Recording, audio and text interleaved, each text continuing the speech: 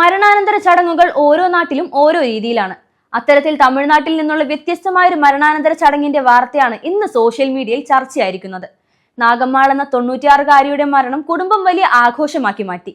ഇതെന്ത് ചടങ്ങെന്നായിരിക്കുമല്ലേ നിങ്ങൾ ചിന്തിക്കുന്നത്? വാർദ്ധക്യ സംബന്ധമായ അസുഖത്തെ തുടർന്നാണ് നാഗമ്മാൾ മരിച്ചത്. നാഗമ്മാളിന്റെ അവസാനത്തെ ആഗ്രഹമായിരുന്നത്രേ തന്റെ മരണം സങ്കടങ്ങളും കരച്ചിലുമായി ആചരിക്കാതെ പാട്ടും ഡാൻസുമായി ആഘോഷത്തോടെ കുടുംബം കൊണ്ടാടണമെന്നത്. 2 ആൺമക്കളും 4 പെൺമക്കളും 78 കൊച്ചുമക്കളും അവരുടെ മക്കളുമൊക്കെയുള്ള വലിയ കുടുംബമായിരുന്നു നാഗമ്മാളിന്റേത്. താൻ മരിക്കാറായി എന്ന് തോന്നിയപ്പോൾ അവർ തന്റെ കുടുംബത്തോട് പറഞ്ഞത് കുടുംബക്കാരൊക്കെ പാട്ടുപാടിയും നൃത്തം ചെയ്തുമൊക്കെ വേണം തന്റെ മരണം ആഘോഷിക്കാൻ എന്നാണത്രേ. അങ്ങനെ നാഗമ്മാൾ മരിച്ചതോടെ കുടുംബം അവരുടെ ആഗ്രഹം നിറവേറ്റി. അതിനായി വീട്ടിലെ കുട്ടികളുടെയും ഗ്രാമത്തിലെ കുട്ടികളുടെയും ഒക്കെ ഡാൻസും പാട്ടും കുടുംബത്തിലെ ഇളയ അംഗങ്ങളുടെ വിവിധ കലാപരിപാടികളുമൊക്കെയായി അവർ നാഗമ്മാളിന്റെ മരണം ആഘോഷിച്ചു. സ്ത്രീകൾ ഇവിടത്തെ ജനപ്രിയ നാടോടി നൃത്തമായ കുമ്മിയും അവതരിപ്പിച്ചു.